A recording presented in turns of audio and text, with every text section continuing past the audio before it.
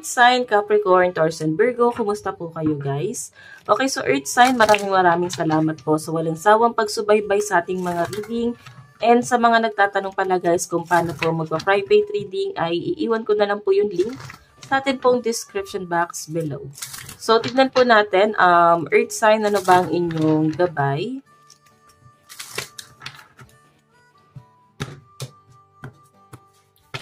Gabay po ni Earth sign. Oops. So, Earth sign, meron tayong attune to the divine. Ayan. New Moon in Pisces. Nakikita ko yung pagiging kalmado ng mga Pisces ngayon. Pero minsan nandun kayo sa point na parang, ayan, yung bottom of the deck natin, hindi mo control yung emosyon mo. Kung ano yung biglang naiisip ng mga Earth sign. Okay, nagiging ano to guys, parang nagpapadala ka sa bugso ng damdamin. Okay? So, tignan natin. Parang yun yung ginagawa mo. So, I think kailangan mong pag-isipan mabuti yung mga hakbang na ginagawa mo. Kasi ando ka sa point na parang nawawala ka sa sa focus. Think it through. Ayan, no? Diba? Dapat pinag-iisipan mo mabuti. Kagaya nga nasabi ko kanina, pag-isipan mong mabuti bago mo gawin yung isang bagay. Okay? Meron po tayong believe in your good luck. May nakikita ko dito guys na parang napapaisip ang mga Earth sign kung kakayanin nyo ba yung hamon ng buhay na ibinibigay sa inyo guys, no? Nakikita ko na yes, kakayanin mo kasi habang lumilipas ang panahon guys, sa nakikita ko dito parang lalo kang nape-pressure. Leave the past behind. Marami na talagang nangyari sa past na parang nagiging malungkutin yung mga Earth sign, parang mas nagiging emotional ka ngayon kasi pwedeng ngayong araw na parang nagre-reminisce ka or naiisip mo yung mga nangyari sa past, pwedeng nalulungkot ka, pwede kasi guys, may nami-miss ka. Okay? Ayun no. Parang feeling mo, ang bilis ng panahon, ang bilis ng mga araw, lumipas ng ganun kabilis. Nalulungkot ka sa mga bagay na parang habang umiidad tayo, parang nawawala. So, nagiging ano ka rito guys, emotional. Ganun yung nasisense ko sa inyo. Okay, so tingnan pa natin Earth sign. Earth sign.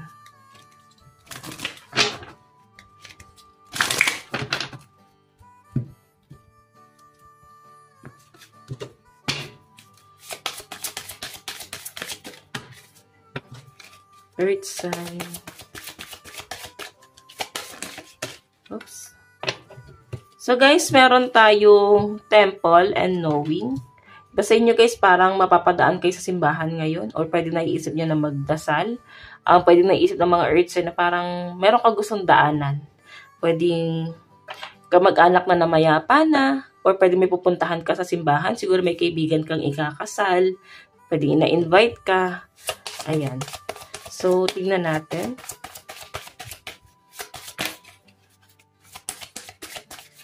Okay. Meron po tayong beginning. May nakikita ko rito, Earth sign. Ngayon, parang nagkakaroon ng adjustment. Nandun ka sa point na parang may new beginning na. Okay? Hindi ka pa sanay doon sa pagbabagong nangyayari sa buhay mo. Parang unti-unti mo pa guys, ina-absorb sa sarili mo na parang eto na ba talaga yung realidad mo? Parang eto na ba talaga yung landas na ibinigay sa inyo ni universe na parang hanggang ngayon guys, na overwhelm ka pa rin. Hindi ka pa rin makapaniwala na ibinibigay sa inyo yung maraming blessing, magandang biyaya para sa'yo. Okay?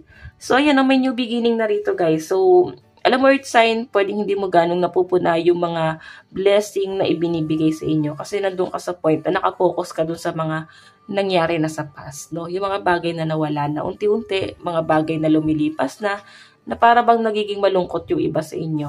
Okay? Parang nahabag, ganun yung energy na sagap ko. So, tingnan natin guys pagdating sa inyong career and finances. So guys, ang lucky number mo, nasabi ko na ba, 26, 28, and 19. Mabilis ko guys makalimutan, kaya kung mapapansin nyo, yung pagsasalita ko guys parang tuloy-tuloy. Kasi ano guys, parang mabilis kong makalimutan yung mga nasasagap kong energy na parang kailangan ko siyang bitawan agad. Kung mapapansin nyo, parang paulit-ulit ako dun sa number minsan na parang nabanggit ko na ba, kasi parang nakakalimutan ko na agad guys. Kung nasabi ko na ba yun, ganun. Okay. So, tignan natin pagdating sa inyong career and finances.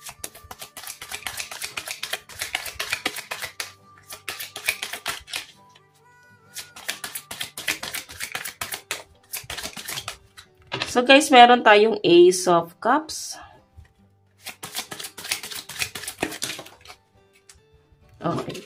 And meron tayong Two of Pentacles and Two of Torches.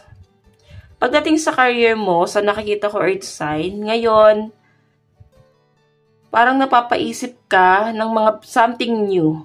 Okay, lalo na sa inyong hanap buhay, no?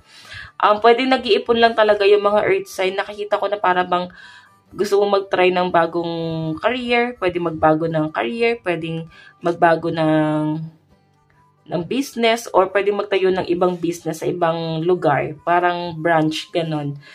Ace of Cups kasi guys, emotion, no? Overflowing yung nakikita ko rito. So, I think,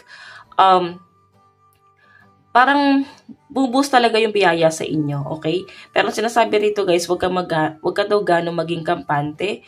Kasi pinagbabudget ka pa rin eh. Okay? Kung ano man yung perang hawak mo ngayon, kung malaking man yan, parang sinasabi rito, lagi mong pag-iisipan kung kailangan mo na bang bitawan, or lagi mong pag-iisipan yung mga bagay na gagastusan mo. Okay? Kung worth it ba na bilhin yung bagay na yun. Kumbaga, bago mo bilhin yung isang bagay, isipin mo kung kailangan mo ba yon. Kasi mas sinasabi ka sa akin dito guys, bilhin mo yung mga kailangan kaysa sa luho lang. Okay? Kasi pinag-iisip ka pa rin eh. Sabi natin, huwag ka daw maging kampante na yes, ang daming pumapasok na pera sa inyo guys, binibless ka at nararamdaman mo yan. Yun nga lang guys ang sinasabi sa akin. Ito kasi guys, Two of Pentacles, pagtitipid to. Tapos Two of Torches pa oh. Pinag-iisip ka. Okay? So I think may plano sa universe para sa'yo. May nakikita pa akong hanap buhay dito na pwede paparating sa inyo. Bagong business, bagong trabaho. Okay? So, tignan pa natin guys. Yung iba sa inyo guys walang trabaho, ayan. I think magkakaroon ka ng trabaho. Yun nga lang guys, ang kulang sa inyo is yung pera. Na parang kailangan mong pag-ipunan. Tignan natin guys pagdating naman sa inyong love life. So, meron po tayong The Fool. So, nakikita ko rito pagdating sa inyong relationship, para bang kinokontrol ka ng person mo. Parang tinuturo niya sa'yo kung ano yung dapat mong gawin. Na parang hindi ka pwedeng magreklamo. Okay? Lalo na guys, merong pinagdadaanan si person mo. Parang nga sinasabi sa akin dito. Mas unawain mo siya. Kasi hindi kanya guys nauunawaan. Parang nagiging emotional si person mo. Okay? Parang medyo ano siya guys, insensitive. Tingnan natin. Meron tayong King of Torches. Meron tayong Seven of Swords. Diba? Napaka-fiery. Seven of Swords, may ending guys, no? Pinuputol mo na. Pwedeng iniisip mo pa rin kung ituloy mo pa rin, or pwedeng may awa ka pa rin kasi naawa. But I mean, may awa ka pa rin kasi nararamdaman sa tao yan guys. Iniisip mo pa rin na parang ayusin mo pa kaya yung relationship mo sa kanya. Kasi napapaisip ka pa rin dito eh. Kung makakita mo yung The Fool, pwede may mga nagsasabi na sa inyo, Earth sign, na parang hindi na worth it yan. Parang niloloko na lang yan. Parang hindi ka na yan nire-respeto. Mga ganun guys yung nasasagap ko. So, nasa inyo na lang talaga to Earth sign. Okay? Nasa inyo na lang kung susundin mo yung puso mo. Pero marami nag-a-advise sa inyo. So, I think, itong relationship na to, parang ibang klase kayo mag-away, guys. So, okay? Talagang riot. Tignan natin ang inyong love advice. Meron tayong children. So, I think mas bata sa inyo, or ikaw to mas bata. Forgiving and learning. So, may nakikita ko, guys, pwedeng may mga anak kayo. And ayusin nyo pa rin, guys, yung relationship nyo. Kasi nga, may mga batang involved. Okay? So, tignan natin. Meron tayong marriage. Siguro guys, ito yung inaantay mo. Yung pakasalan ka ng person mo. Ayun o, confusion. Pwedeng may marriage na involved. Pwedeng kasal yung person mo sa iba. Or pwedeng may inaantay ka na annulment. Or pwedeng kayo yung kasal. earth sign, pero may confusion eh. Parang may napapaisip. Okay? Or pwedeng napapaisip ka, pakakasalan ka ba ng person mo? Pwede kasi mga friend mo nagpakasal na, tapos parang nandun ka sa point na naiinggit ka, hindi mo naman gustong mainggit, pero parang nakikita mo ka sa person mo na parang wala siyang plano. Okay?